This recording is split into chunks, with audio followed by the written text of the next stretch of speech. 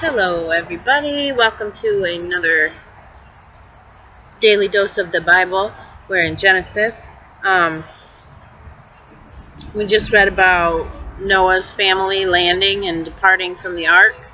It took a few months to let the earth actually dry, and then Noah found out that it was dry when he sent out a dove, and the dove found a place to hang out and didn't come back. And then God decided that as long as man was on the earth, he wasn't going to destroy it. While the earth remains, seed time and harvest, cold and heat, winter and summer, and day and night shall not cease. So he's going to let the earth stay in its cycles throughout the time that he leaves the earth here. And one thing that he says is, even though the imagination of man's heart is evil from his youth. I just, that really struck me, like, yeah, we're kind of born with good and bad, and have that choice so early in life, and it can be affected in so many ways.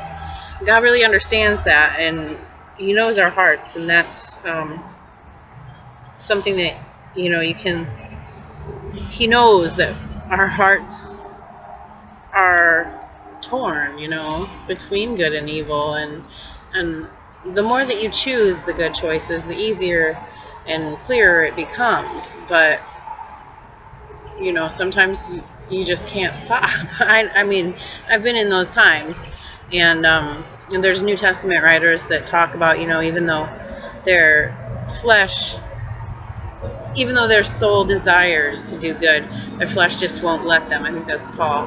And that's, God understands that, and it's an unfortunate side effect that he realized, I guess, after this flood. He's not gonna penalize every living thing over man's horrible stupidity. So 9 is just kind of carrying on. There's no subtitle. So God blessed Noah and his sons and said to them, "Be fruitful and multiply and fill the earth. And the fear of you and the dread of you shall be on every beast of the earth, on every bird of the air, on all that move on the earth, and on all the fish of the sea. They are given into your hand. Every moving thing that lives shall be food for you. I've given you all things, even as the green herbs. But you shall not eat flesh with its life, that is, its blood. Surely for your lifeblood I will demand a reckoning. From the hand of every beast I will require it, and from the hand of a man. From the hand of every man's brother I will require the life of man.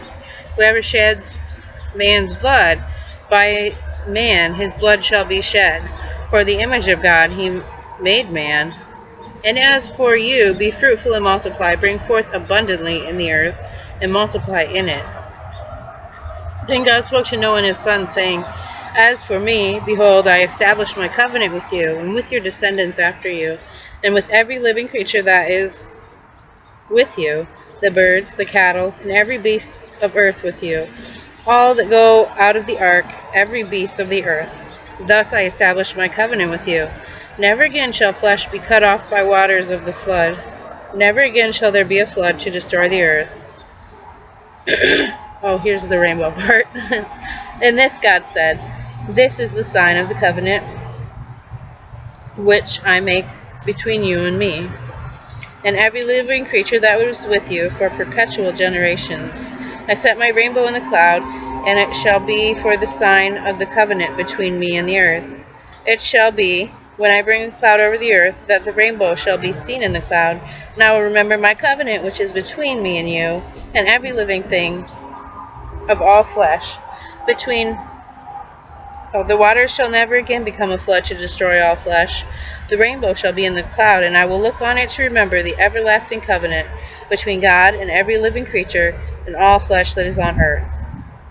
And God said to Noah, "This is the sign of the covenant which I have established between me and all the flesh that is on the earth. So that's the part where he established a rainbow. And you know, people of that time maybe wouldn't have seen rainbows, because it says that the water used to come up from the earth underneath and water the roots, basically.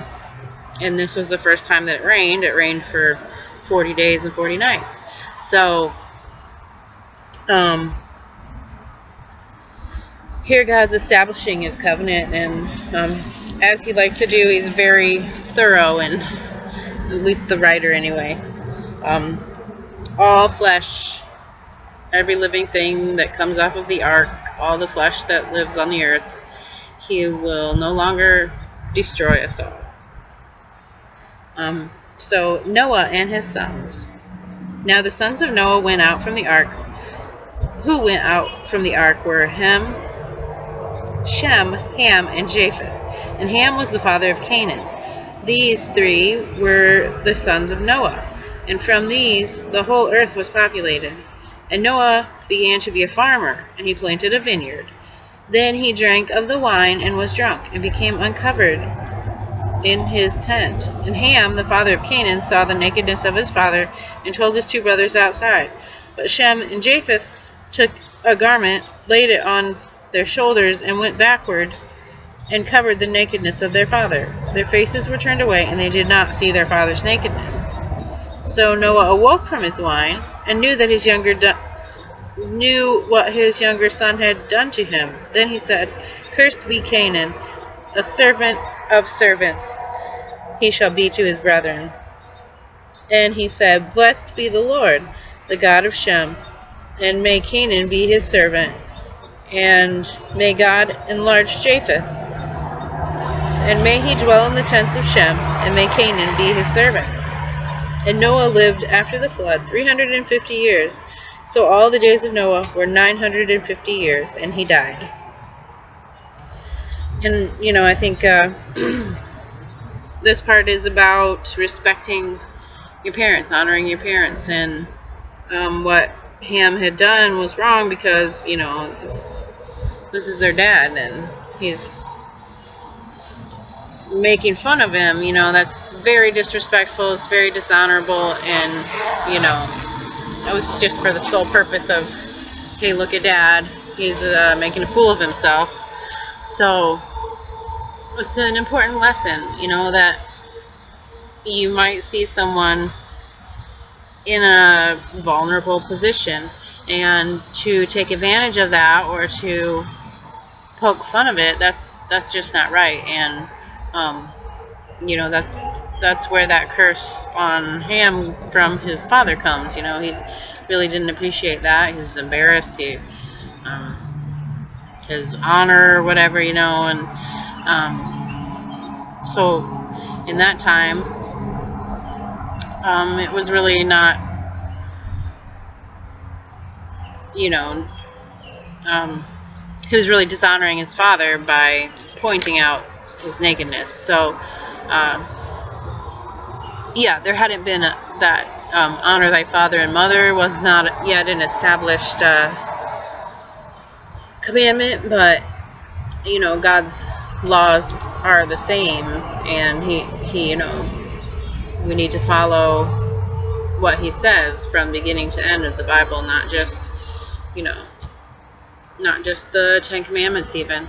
I just pray that you'll take this covenant that God's made with us to heart, and realize that, you know, you might need to do the same for your neighbors, and your just to, you know, be looking out for those who need you, and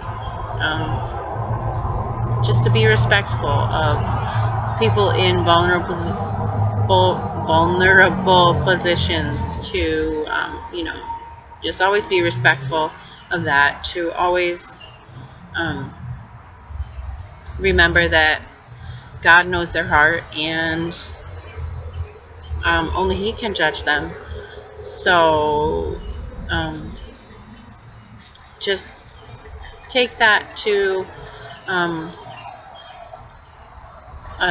to give you a new step in loving your neighbor, and a new